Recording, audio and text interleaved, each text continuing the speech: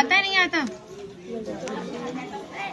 श्रीमद् भागवत में नहीं आता। नहीं आता, बिल्कुल नहीं आता। क्योंकि सुखदेव जी राधा रानी को परम गुरु मानते थे। जब राधा रानी का नाम ही श्रीमद् भागवत जी में नहीं दिया तो विवाह का उल्लेख कैसे हो सकता है? लेकिन श्रीमद् भागवत जी को छोड़ के 12 ग्रंथ ऐसे हैं जो हमारी लाडली जी के विवाह का उल्लेख करते हैं।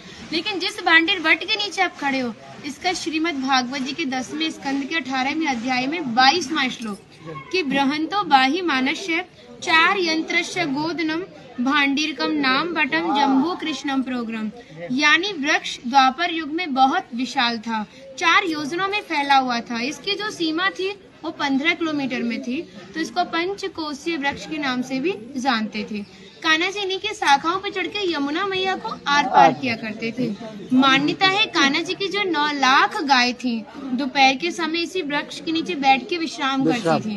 तो माताएं जो भी माखन, मिर्ची, रोटी इत्यादि प्रसादों में रख देती थी, सभी ग्वाल वाल एकत्रित होकर दोपहर का भोजन करते थे।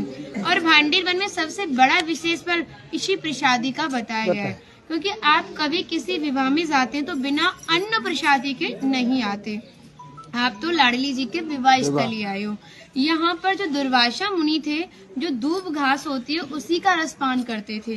ब्रज की गोपियों ने इसी वट वृक्ष के नीचे उनको 56 प्रकार के व्यंजन खिलाए थे। यहाँ पर राधा कृष्ण में मल्ल युद्ध हुआ था, उसमें ये तय था कि जो भी हारेगा उसको भंडारा करना होगा। तो जब हमारे कान्हा जी हार गए थे तो ग्वाल वालों के साथ मिलके यहाँ पे भंडारा किया, उसी के नाम पर इसका नाम भांडीर वन पड़ा। यहाँ पर ब्राह्मण पत्नियों ने भी कान्हा जी को भोजन प्रसादी खिलाई है और ठाकुर जी ने ब्रजवासियों से ये टुकड़े मांग के पाए थे, तभी नाम दिया था इसका मधुकरी। मांग के पाना मतलब मधुकरी। तभी शास्त्रों में ब्रजवासियों को अपना हृदय बताया और कहा कि जब तक ब्रजवासी की कृपा नहीं होगी, ठाकुर जी की कृपा बहुत दूर की बात है। यानी सर्वप्रथम ब्रजवासी की कृपा होना बहुत जरूरी है, जब ही हमारे ठाकुर जी हमारे ऊपर कृपा करते हैं। हमारी राधा रानी ने स्कंद पुराण में इस स्थान के बारे में ये कहा था कि जो भी गुप्त वृंदावन आएगा वो मोक्ष को प्राप्त होगा। यानी भांडीर वन को ही उन्होंने गुप्त वृंदावन कह के संबोधित किया। तो कान्हा बोले तुम इतनी बड़ी बात को कह रही हो, लोग पाप करेंगे और सीधे दौड़े भांडीर वन चले जाएंगे, क्योंकि आपने तो मोक्ष धाम ही भांडीर वन को कह दिया। तब हमारी लाडली जी ने कहा नहीं कान्हा, मैं जिस पर विशेष कृपा करूंगी, जिसके प्रति मेरी भक्ति भाव दोनों सच्चे हैं और भक्त मेरी शादी में उपस्थित है। यानी आज से 5,500 वर्ष पूर्व आप इस स्थान पर थे।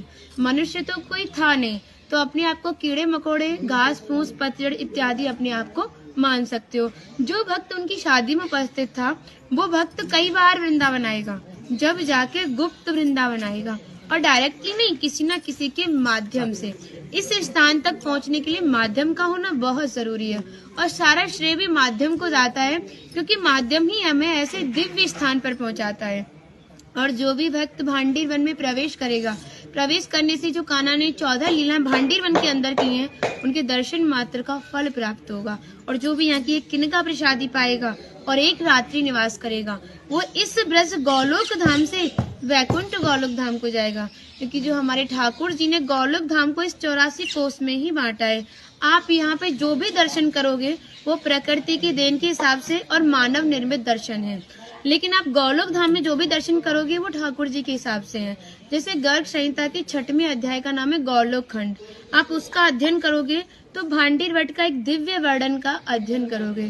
कहते हैं गौलोक धाम में ब्रिजा नदी के किनारे भांडीर वट है, यानी यमुना मैया का नाम ही गौलोक धाम में ब्रिजा है। तो यहाँ पर भी आप एक भांडीर वट के दर्शन कर रहे हो। कहते हैं लोकनाथ प्रभु जी ने कहा है कि अगर भक्त इस भांडीर वट का दर्शन कर ले, दर्शन मात्र से, स्पर्श की तो बात बहुत दूर की बात है, दर्शन मात्र से ही उसे दोबारा गर्भ में जाना नहीं पड़ता। यानी भक्त 84 लाख योनियों से मुक्त होके मोक्ष को प्राप्त करता है। बोलो राधे राधे राधे राधे राधे। माता जी का नाम है हिंदू लेखा, तो भगवान की राधा रानी की 8 सखियां थी, उनमें से एक है ना। और मन नहीं कर रहा कितनी तारीफ करे, वो है नहीं इसलिए बोल नहीं रहे, कृपा कारण स्टार्ट कर दिया। हम सब केवल बाजरे की रोटी खिला रही हो, तुम सच में राधा रानी हो। और ऐसा आशीर्वाद दो हम सबको, सच में ऐसा आशीर्वाद दो कि हमारी मैया भी, हमारी सब माताएं भी थोड़ा थोड़ा जिनसे ये मिलें। देखिए भक्ति का स्तर है, एक इतना बड़ा एक इतना है। तो इनको जो इनसे छोटी भक्ति में ये भी उनको कुछ ऐसी बातें बता के भगवान की ओर आकर्षित करें। सबको ऐसा आशीर्वाद दो। आप ब्रजवासी हो इसलिए सक्षम हो, दे सकती हो। बढ़े और ब्रज में वास ब्रज में वास हो।